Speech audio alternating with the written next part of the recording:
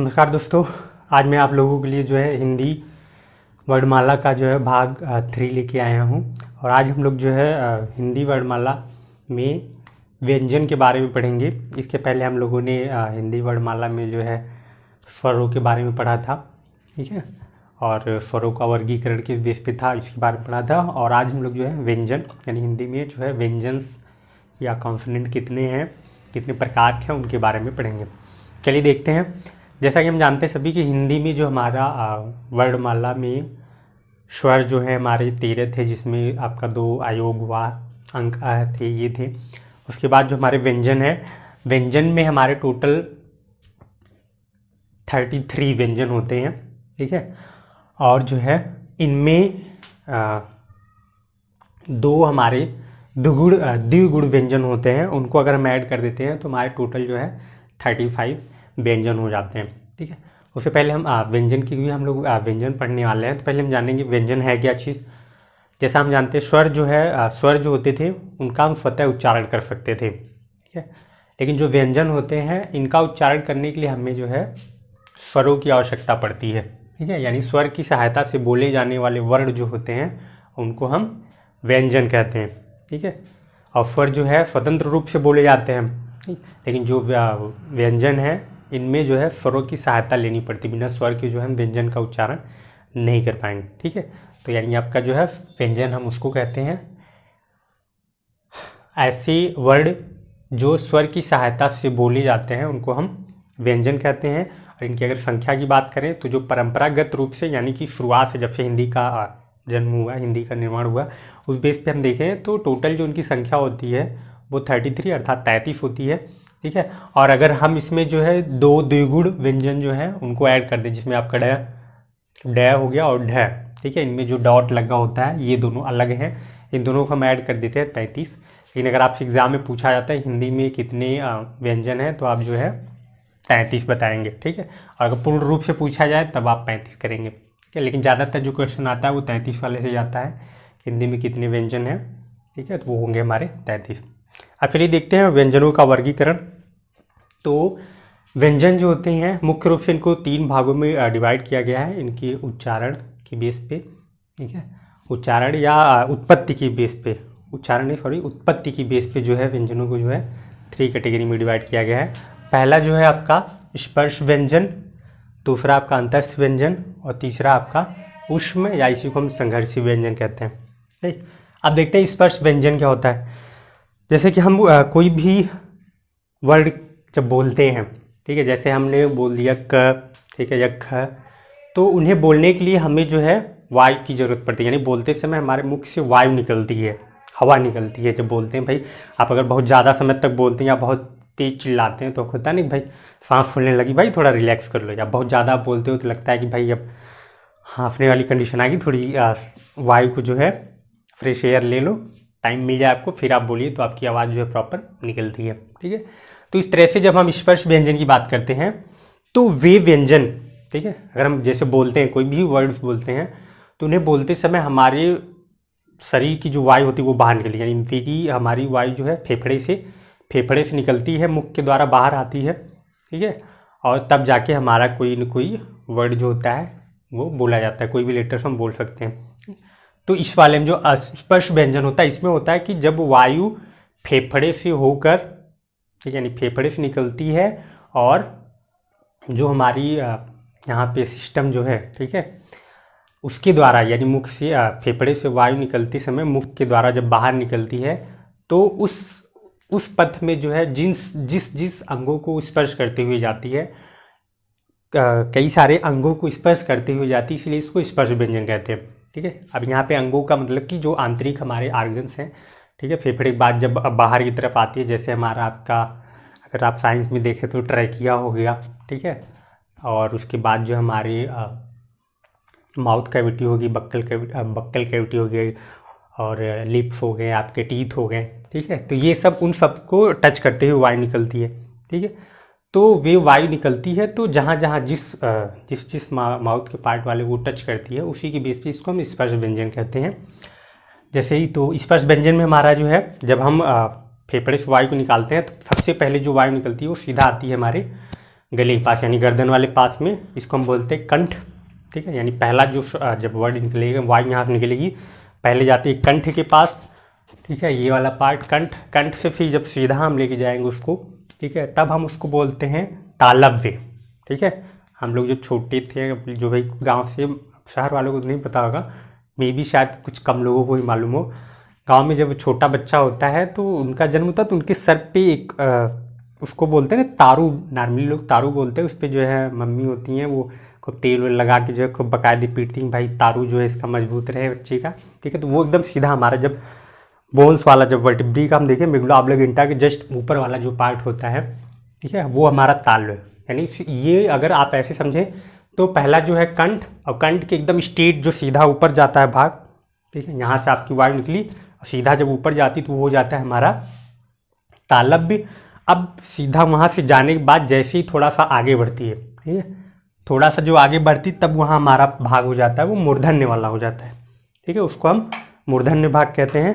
उसके बाद जैसे ही वायु बाहर जाती है तब वो दंत से अटैच होती है। जैसे अगर आप देखते हैं यहाँ पर मान लीजिए हमने ये कंठ वाला पार्ट हमने लिया, ठीक है, गर्दन से यहाँ से वायु निकली फेफड़े से होते हुए, अब जैसे ही यहाँ तक, मतलब ये तो हो गया हमारा कंठ वाला पार्ट, ठीक।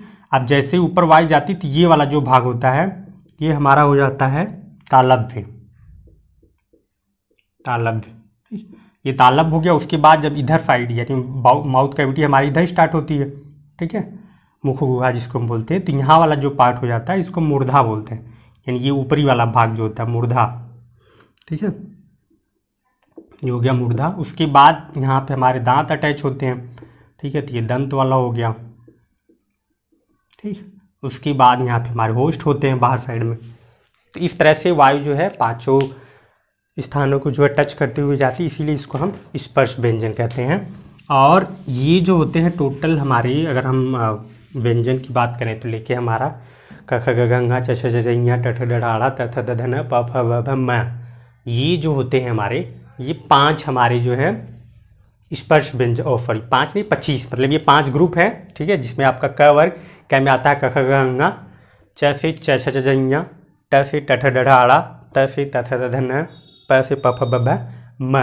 ठीक है, 5 इसके, 5 इसके, 5 इसके, 5 इसके, इसको आप मिला के देखें तो जो 25 है हमारे 25 जो है वो हमारे स्पर्श व्यंजन होते हैं।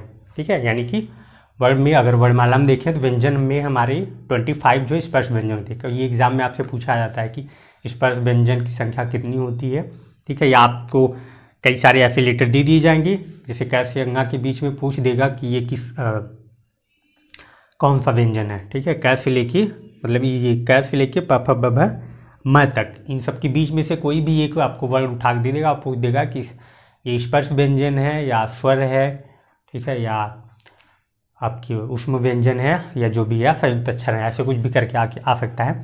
ठीक है, तो यानी 25 हमारे जो स्पर्श व्यंजन होते हैं वो 25 होते हैं। ठीक, ये तो क्या स्पर्श व्यंजनों की, यानी कि अब इसमें भी ये देखते हैं कि कंठ, तालव्य, मूर्धन्य और दंत तथा होष्ठ ये कौन कौन से होते हैं। ठीक, तो जैसे मैंने बताया कि पहले जब हमारी वायु निकलती है फेफड़े से तो आती है सीधा गले के पास, जिसको हम कंठ, तो हम पहला वहीं से स्टार्ट करेंगे क ख ग घ अंगा। ठीक है, क ख ग घ अंगा, ये हमारा क से क। आप इसको बोल के भी ट्राई कर सकते हैं, आप जैसे जब भी बोलेंगे तो ये बोलते समय आपको लगेगा कि हमारी आवाज़ जो है वो गले से आ रही है। ठीक है, जैसे हमने बोला क ख ग घ अंगा, ये हो गया हमारा क वर्ग। उसके बाद जैसे ऊपर जाते हैं हम च वाले वर्ग में, तो वो तालव्य होता है, उसमें हम बोलेंगे च च छ ज झ ञ। इसमें लगता है कि नहीं हम यहाँ से नहीं, थोड़ा ऊपर से बोल रहे हैं। ठीक है, उसके बाद जब मूर्धन्य की बात आती है तो वो इसमें आप बोलेंगे तो आपकी जिह्वा जो होती है थोड़ा सा कहीं न कहीं हमारे ऊपर वाले भाग, ठीक है, आपका जो अपर जा होता है जिसको हम जबड़ा बोलते हैं ऊपर वाला, ठीक है, ऊपर वाला जबड़ा थोड़ा सा कर्व शेप होता है। ठीक है, तो ये वाला जो पार्ट होता है, ठीक, यहाँ पे अगर देखेंगे तो वो जो पार्ट होगा आपका वो मूर्धन्य होता है। ठीक है, जैसे ये पार्ट हमने बनाया, यहाँ से हमारा कंठ वाला पार्ट हुआ। ठीक है, ये कंठ हो गया, उसके बाद सीधा जो गया वो हमारा हो गया तालव्य। अब फिर ये वाला जो पार्ट हो गया छत वाला पार्ट, ये हो गया हमारा मूर्धन्य। उसके बाद यहाँ आगे दंत, और दंत के आगे जो हमारे होस्ट लगे रहते हैं।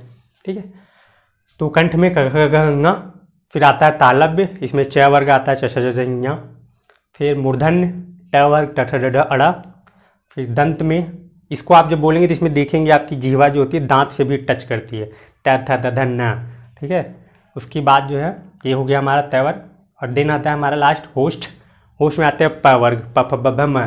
अगर आप इसको कन्फ्यूजन होता है तो कोई भी लेटर्स आपके आते हैं जब, तो इनको बोलने के लिए आप ट्राई कर सकते हैं। जैसे अगर प है, आपको कन्फ्यूज हो गया कि नहीं प भूल गए भाई ये किस वर्ग का है, स्पर्श व्यंजन है भी कि नहीं है, इसको हम कैसे फाइंड करें, ठीक है। तो मान लीजिए आपको ऑप्शन में दे दिया गया प दे दिया गया, ठीक है, प दे दिया गया और च छ ज जो भी अपोज दिया गया, इसमें भाई प वर्ग का कौन सा, ठीक है, कौन सा वर्ग है, कौन सा लेटर है आप भूल गए।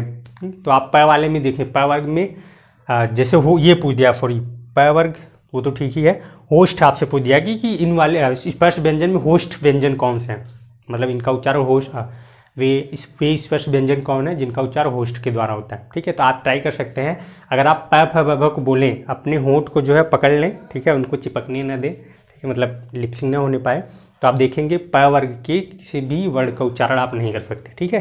जैसे हो गया आपका प ठीक है, तो आएगा ही नहीं, ठीक। तो इसमें होता है कि जब हम बोलते हैं इसको तो हमारे होंठ ऑटोमेटिक चलते हैं, प फ ब भ म, ठीक है, यहाँ पे हमारा चलता है।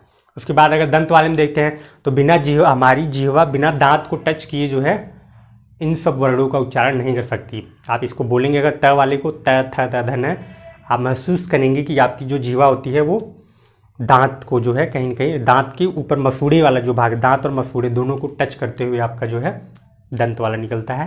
और जो मूर्धन्य होता है उसमें आपकी जिह्वा थोड़ी सी ऐसे उठेगी और इस वाले भाग को टच करती है, ठीक है, इसलिए उसको मूर्धन्य। सबसे ऊपर वाला ताल, वहाँ पे आपकी जिह्वा आगे वाला नहीं, जिह्वा का पीछे वाला भाग उठता है और वो जो है ताल पे टच करता है।